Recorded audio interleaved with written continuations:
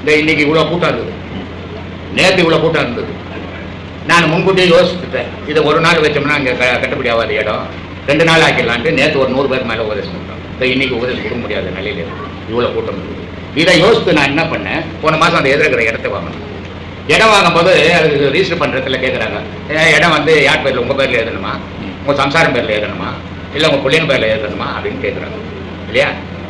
அப்போ நான் என்ன பண்ணணும், எங்கள் சம்சாரம் பேரில் எழுதுங்க, எங்கள் பசங்க தொல்லை கொடுத்த அதை வச்சு பொழிப்பாங்கன்னு எழுதிடுவேன். அதான் என்ன பண்ணுவேன், இல்லை எனக்கு கட்சி காலத்தில் எனக்கு பாதுகாப்பு போகணுங்க, என் பேரில் எழுதுவேன்னு. இது மனுஷனுடைய இயல்பு. இது தப்பா ரைட்டான்னு நம்ம சொல்ல முடியாது.